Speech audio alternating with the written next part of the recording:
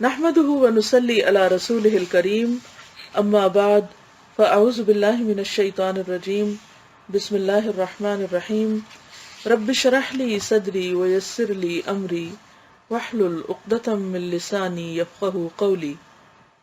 آج کا موضوع ہے صفائی۔ مومن ایک پاکیزہ انسان ہوتا ہے کیونکہ ایمان لا کر انسان ایک اللہ کو مان کر شرک سے اپنے آپ کو بچا کر جب صرف اللہ کا وفادار بنتا ہے تو اس کی روح بھی پاکیزہ ہو جاتی ہے۔ سب سے پہلے ایمان اس کی روح کو پاکیزہ بناتا ہے، اس کے نتیجے میں اس کا ظاہر بھی پاکیزہ ہو جاتا ہے۔ یعنی جب پاکیزگی اندر سے شروع ہوتی ہے تو باہر تک آ جاتی ہے۔ اس کا ایمانی مزاج اس کو ایک صفائی پسند انسان بنا دیتا ہے۔ یعنی پھر وہ صرف اندر ہی پاکیزگی نہیں رہتی بلکہ وہ اس کے سارے مزاج، اس کے جسم، اس کے ماحول، ہر چیز پر اثر انداز ہوتی ہے۔ مومن اپنی نماز کے لیے روزانہ کم از کم 5 وقت ہاتھ، پاؤں اور چہرے کو دھو کر وضو کرتا ہے۔ وہ روزانہ ایک بار نہا کر اپنے پورے جسم کو پاک کرتا ہے۔ اس کا کپڑا خواہ سادہ ہو مگر وہ ہمیشہ دھلا ہوا صاف ستھرا کپڑا پہننا پسند کرتا ہے۔ اسی کے ساتھ وہ پسند کرتا ہے کہ اس کا گھر صاف ستھرا رہے، چنانچہ روزانہ گھر کی صفائی، سامان کو قرینہ سے رکھنا، قرینہ یعنی سلیقے، آرگنائز طریقے سے، ہر اس چیز سے گھر کو پاک رکھنا جو بدبو یا گندگی پیدا کرنے والی ہو، جیسے کوڑا وغیرہ ہے اور گاربیج ہے، اس کو پراپر طریقے سے ڈسپوز آف کرنا۔ یہ ساری چیزیں اس کی روزمرہ کی زندگی میں شامل ہو جاتی ہیں، یعنی روٹین میں آ جاتی ہیں۔ مومن کو اس کے بغیر چین نہیں آتا کہ اس کے جسم سے لے کر اس کے گھر تک ہر چیز صاف ستھری رہے۔ یعنی وہ اپنے ہر طرف، اپنے پورے ماحول میں صفائی دیکھنا چاہتا ہے۔ صفائی کا یہ ذوق صرف اپنے جسم اور اپنے گھر تک محدود نہیں رہتا، اس کا یہ ذوق اس کے گھر کے باہر اس کے پڑوس تک پہنچ جاتا ہے، یعنی نیبرز تک اس کا اثر جاتا ہے۔ وہ چاہنے لگتا ہے کہ وہ جہاں رہے اس کا پورا ماحول صاف ستھرا رہے۔ وہ اس کا پورا اہتمام کرتا ہے کہ وہ یا اس کے گھر والے آس پاس کے ماحول کو گندا کرنے کا سبب نہ بنے۔ یہی تربیت وہ دوسروں کو بھی دیتا ہے، کیونکہ ظاہر ہے ایک شخص کے رکھنے سے تو صفائی نہیں رہ سکتی۔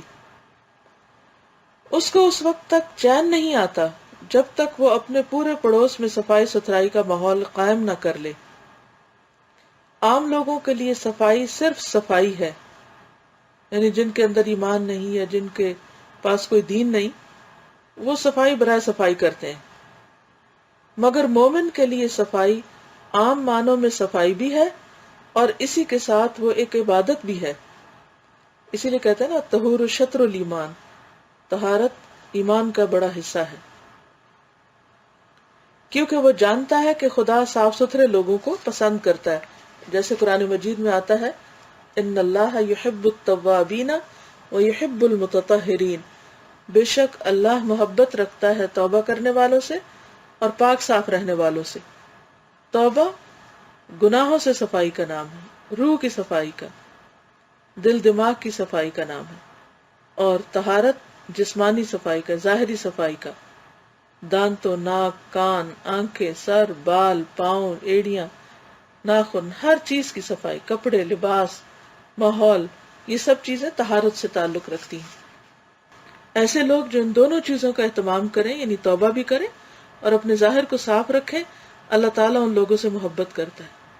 اگر آپ عام روزمرہ زندگی میں دیکھیں تو ایسے لوگ جو صاف ستھرے ہوں اور ان کا ماحول بھی صاف ہو، قدرتی طور پر آپ کو اچھے لگیں گے۔ یعنی کوئی بھی یہ نہیں کہہ سکتا کہ مجھے صفائی پسند نہیں، یا یہ کہ میں اگر کسی صاف ستھرے انسان سے ملوں تو مجھے اٹریکٹ نہیں کرتا۔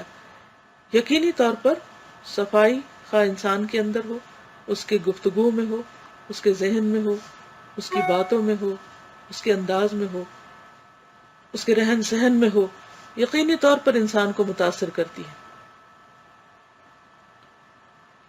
مزید یہ کہ مومن کا ایمان اس بات کی ضمانت ہے کہ جب وہ اپنے جسم کو پاک صاف کرے تو اسی کے ساتھ اس کی روح بھی پاک صاف ہو جائے، کیونکہ اللہ تعالیٰ ہماری صرف ظاہری شکل و صورت کو نہیں دیکھتا، وہ ہمارے دل کو دیکھتا ہے، ہمارے اعمال کو دیکھتا ہے، ہمارے اندر کو دیکھتا ہے۔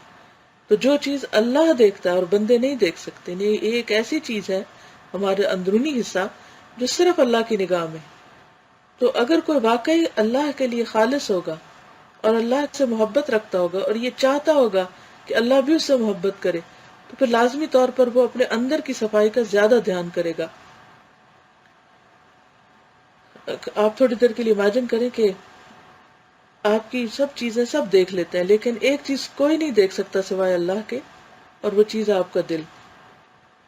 تو ہم سب کے لیے بھی ضروری ہے کہ صرف ظاہر ہی کی طرف توجہ نہ کرے اور صرف اوپر اوپر سے خوبصورتی کا اہتمام نہ کرے، بلکہ اندر کو بھی خوبصورت بنائے، کیونکہ جیسا انسان کا اندر ہوتا ہے خود بخود باہر ویسا ہی ہونے لگتا ہے۔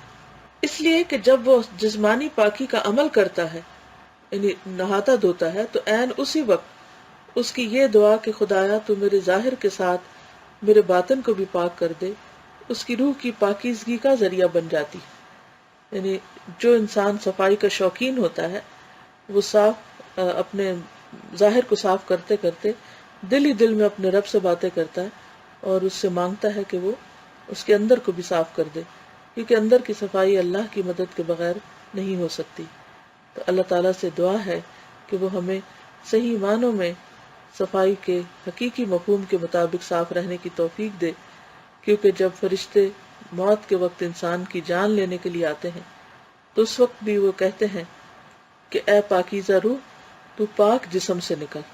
یعنی مومن کا جسم بھی پاک ہوتا ہے اور اس کی روح بھی، تو وہ کہتا ہے کہ اے پاک روح پاک جسم سے نکل۔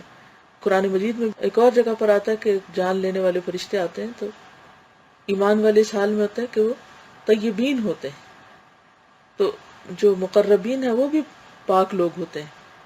تو ہم سب کو چاہیے کہ ہم اپنی دنیا کے علاوہ اپنی آخرت کو خوبصورت بنانے کے لیے دونوں طرح کی صفائی کا اہتمام کریں۔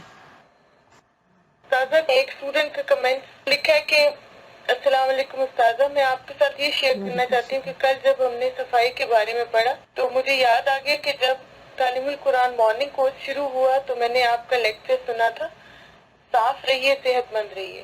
وہ لیکچر مجھے اتنا پسند آیا کہ میں نے اس کو لکھ کر اپنی فریج پہ لگا لیا، یعنی اس کے مین پوائنٹس لکھ کر۔ اور ہر دفعہ جب بھی مجھے صفائی کرنے میں سستی ہوتی ہے میں کچن میں جاتی ہوں اور اس لیکچر کے پوائنٹس پڑھ لیتی ہوں، اور اس سے مجھے موٹیویشن ملتی ہے، میں اپنے گھر کو، کچن کو، ہر چیز کو صاف ستھرا رکھتی ہوں۔ اب ایسا ہوتا ہے کہ دن میں 2-3 دفعہ میں اپنے گھر میں ساری چیزیں سمیٹ کے ٹائڈی اپ کر کے رکھتی ہوں۔